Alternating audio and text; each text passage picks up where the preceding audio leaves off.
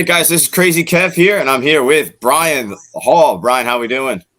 I'm doing good, man. Feeling fabulous. Let's go. So, Brian, man, it's been a little bit since you competed in the cage. Talk to us a little bit more about what you're kind of up to now, man.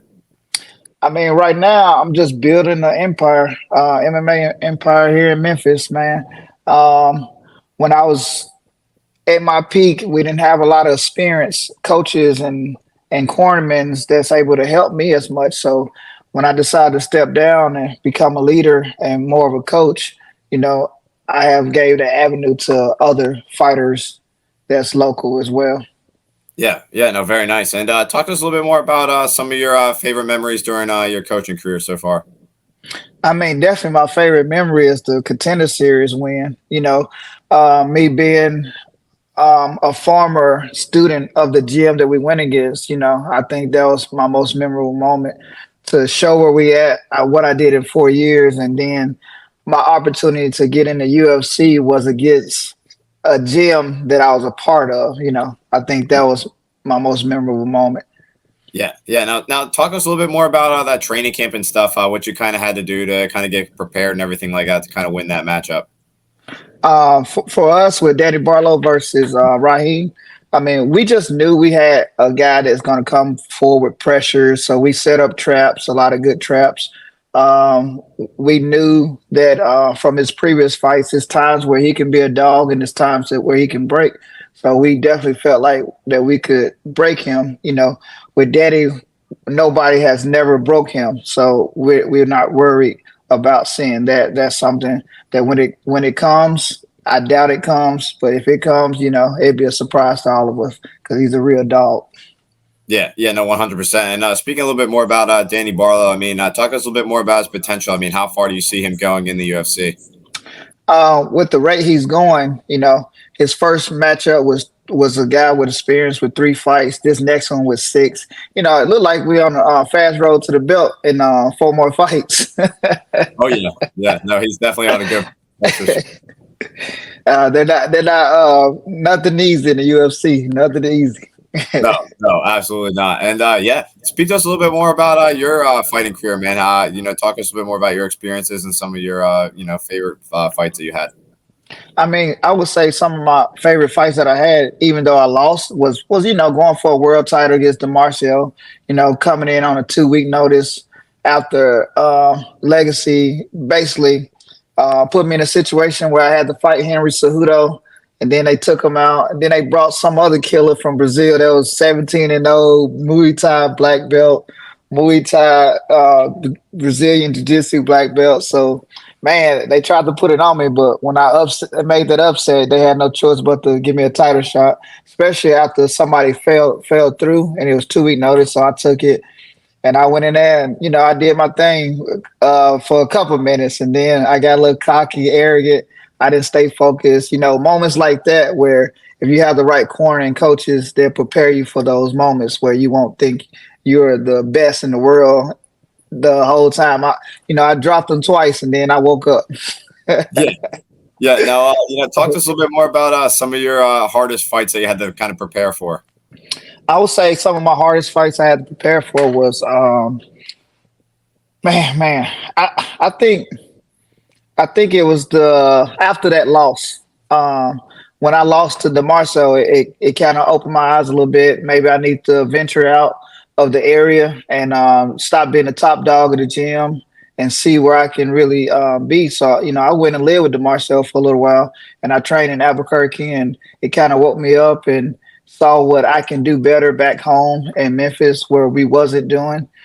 And it made me a better fighter. And I think the next fight I went against Kevin Gray when they did Legacy versus RFA. And, I came up on top with first round. Yeah, no, very nice. And when it comes to you just competed against a guy and now you're kind of living with him and train with him, like how do you kind of reach out and have that happen? I mean, we was friends before we fought, through social media. So when we fought, we knew it was business. He got pulled over by the police, and then he said he gonna take it out on me. Things of that nature. So it was an easy reach out. He gave me an opportunity, and I blessed him for it. A lot of fighters these days, especially around this area, you think somebody will beat you and you'll want to know more about them and see what's going on. Like this is martial art. This ain't personal. It's business. So at the same time, you got to be able to learn and develop your skills by any means necessary. Therefore, if you need to cross train, you need to cross train. Yeah, yeah, no, definitely. I definitely think cross training's smart. And when it comes to cross training, I mean, how do you kind of figure out which technique is maybe better for you? For me as a coach, I watch a lot of game film, which I didn't do as a student. But now as a coach, man, I'm watching every fight. I'm seeing positions where if we was in, what would I do? What are they doing? What's been successful? I go off high percentage technique. Like if you got 100 rear naked chokes, I want to know how to defend those rear naked chokes, those guillotines, arm bars, things of that nature. I'm not a fan of twisters and things of that nature because it's only like 2 or 3 wins off that. So I try to keep it MMA related. Sometimes in jiu-jitsu we teach. Yeah. So, anyways, getting back into it, yeah, you mentioned, yeah, you said so twisters are low percentages, but you like those rear naked chokes. But when it comes to like teaching submissions and just like when you're coaching in general, what's maybe some of the hardest techniques to maybe teach to maybe a student that you have in your gym?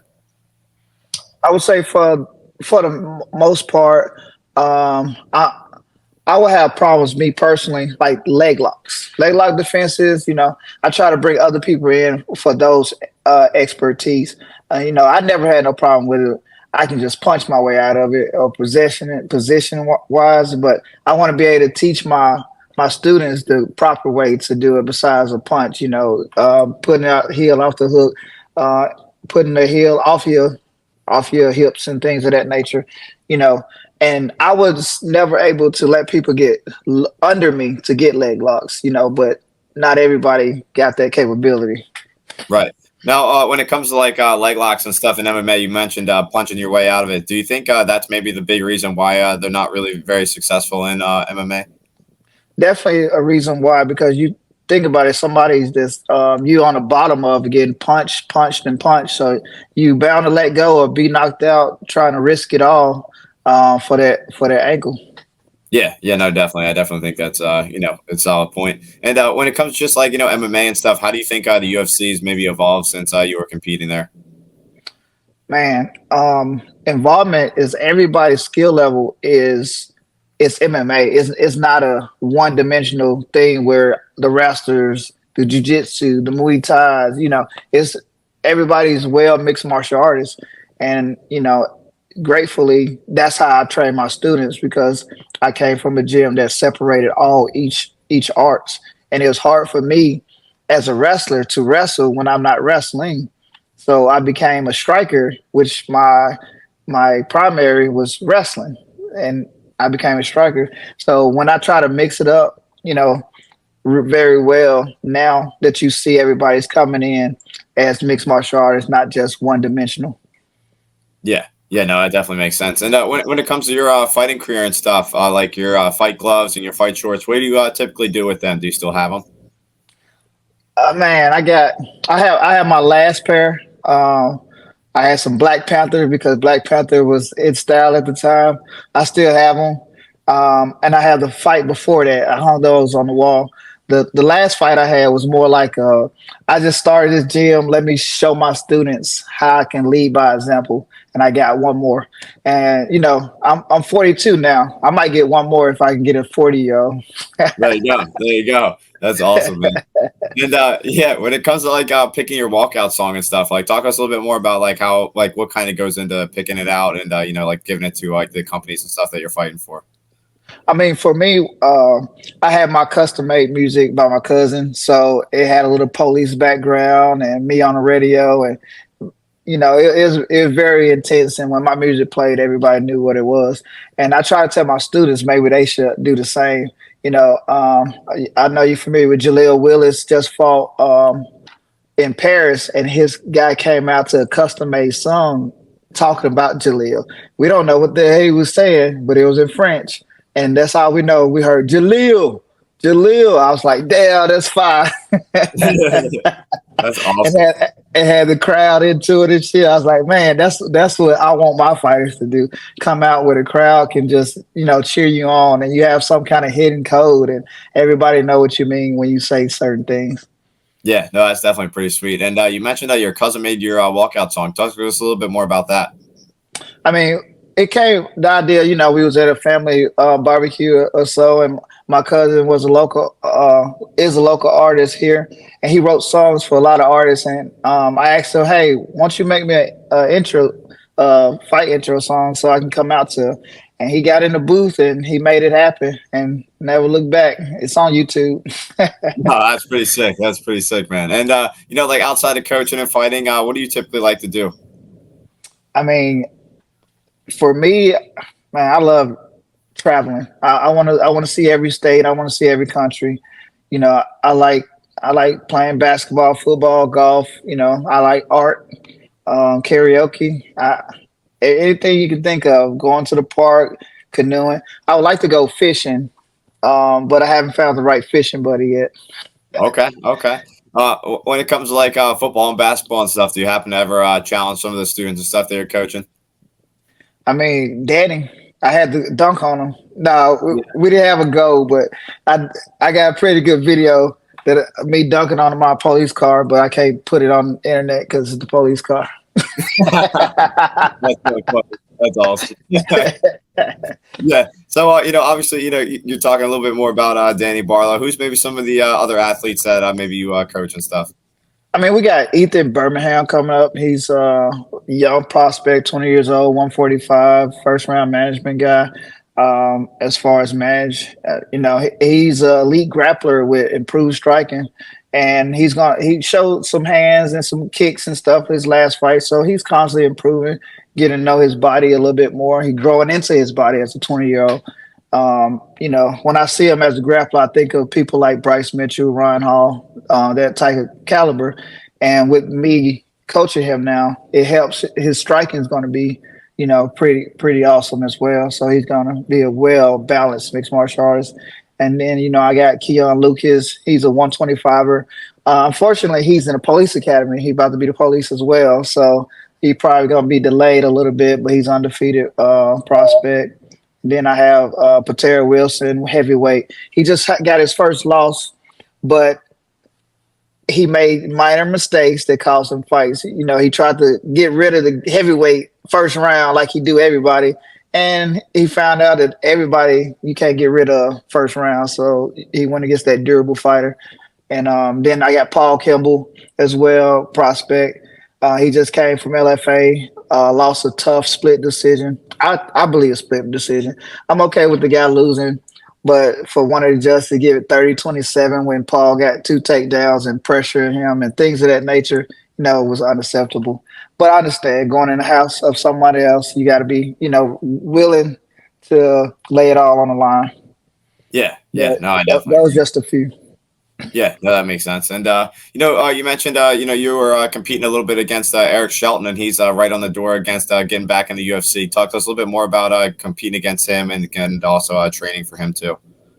Man, Eric Shelton, I was what had happened was, I was fighting. I fought Kevin Gray, right? Kevin Gray. I finished him in first round. I saw Kevin Gray fight Eric Shelton. I was like, man, Eric lost to Kevin Gray. I beat Kevin. I did the wrong MMA math. That's how lack of knowledge I was back then. I didn't think about styles or anything. I was like, if he could beat him, I could beat him too. Right. So coming in, I knew Eric was a striker. I self-claimed being a striker myself. But, I love my wrestling, but I never did really practice my wrestling. It just came natural from being a state champion all. And when I was preparing for Eric, the plan was it probably was to stand up with him because he liked to stand up. So I thought I could stand up too. But I won the first round. Second round, I got tired or something. I got caught. That's what happened. I got caught. But doing that training camp, this is when I decided to officially retire. I had a bad weight cut. I missed weight. And I realized that, man, my body is not holding up like it used to. I'm not as fast as I used to be. It just a lot of things clicked, and I had a bad training camp. And take nothing from Eric. I think he was definitely the better fighter that night, but he didn't get all of me that night.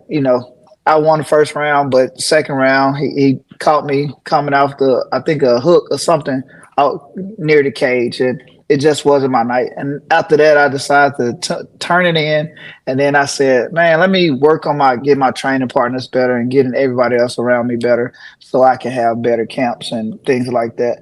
Because I didn't go to Albuquerque like I did the last camp, because I had good guys around me when I went to Albuquerque.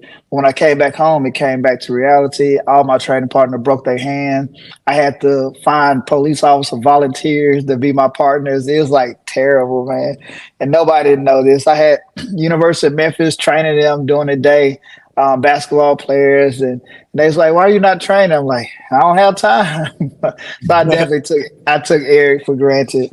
And knowing what I know now, I definitely would have trained, strategized way better. I didn't know his striking coach was like a UFC level striking coach. I didn't know none of this stuff, and my coaches didn't know. I came in with no game plan. Man, I was just really a street fighter that loved to fight, man. But I learned from it, and I think that's what makes me a better coach now because I take the time out to do all the things that I think they should have helped me do when I was fighting. Yeah, yeah, no, that definitely makes sense. And yeah, when it comes to like also, you almost had a match with Henry Cejudo. Talk to us a little bit more about that matchup that got canceled. Man, I got the phone call right away. I said yes. I knew him. I knew him from wrestling. So the matchmaker, he said, "Hey, it wasn't Mick at the time. It was a local matchmaker that was helping Mick, Mick Maynard, and they gave me the name. I said yes right away, no problem. I was ready for him. I was gonna guillotine his ass. He didn't know it. I knew he was gonna shoot, but my guillotine is fire. You look at all my finishes is mostly guillotine, so I wasn't worried about him shooting. But I was gonna get him. But they saved him. 2 week notice, they saved him. But I was preparing basically to get on my ass. I was gonna out grapple him. I wasn't gonna out wrestle him. I was gonna out grapple him using my jujitsu based wrestling to be his wrestling back then. He became a whole different fighter since then, you know. But Oh yeah. at the time, he was really new to the sport, and I thought I was gonna get him. No, that definitely would have been a fun fight, man. And yeah, another thing I'm curious about as well too. You mentioned you like to watch film. Who's maybe some of your favorite fighters that you like to watch film of? Man, I watch every fight, like prelims, main card. I don't really have a favorite fighter because I consider them all coworkers, and I consider them. Um, I put them on the same level as me because one day I would face them, and one day I would see that coach in the corner, and I'd be like, "Hey, that's just another coach. I won't see him as that's Mighty Mouse." I say Mighty Mouse because that's probably the only person that I would take a photo with now. Fair enough. Fair enough. That might be the man. Yeah. Yeah, that's definitely awesome, man. And yeah, like I mentioned, I'm a Taekwondo instructor. I've been coaching for 6 years. I've been training for 19 years, and I'm only 24 years old. So I just love martial arts Wow, and love what I do, man. And with that being that's said, awesome. yeah, thank you. With all the different guys I have at my gym, what advice do you give to them to keep on coming into the gym and to keep on getting better and better every day? Man, just being consistent, showing up, do your own homework. Don't depend on just coach. Make sure you're serious about it. If you're not serious about it, let your coach know so he'll know so he won't be wasting his time. If you just want Instagram followers, let him know so you just take your picture and pay your dues and keep moving. Don't waste the coach time. Yeah, And yeah, no, I my dad was a taekwondo instructor, and my definitely. brothers and my sister was in it, and I wasn't. And I'm the only one that used martial arts. So I think it's funny that you mentioned taekwondo because I wish I was part of that. I just used to watch it, but I still can do it. But I used to watch it and never competed in it. That's So awesome. That's that's awesome. awesome. Yeah, no, that's really, really cool, man. Yeah, and yeah, Brian, it's been awesome talking to you, man. And what's maybe your final message out there for the fans watching this video? Man, for the fans that watching the video, make sure y'all subscribe, like, follow us on Instagram, Law School MMA. Follow my information, Brian Hall MMA. And like, if you're not with us, you're gonna have to fight us. Simple as that. Join us or fight us. Law School MMA, baby. Let's go. Let's go. Brian, it's been awesome talking to you, man. Thank you so much for taking the time out of your busy Yes, day to come sir. on the show. And yeah, man, we're looking forward to what's next with you. Thank you, man. My pleasure. Thank you for having me. My man. All right. Enjoy the rest of your day. Thank you again. Yes, sir. All right. Take care.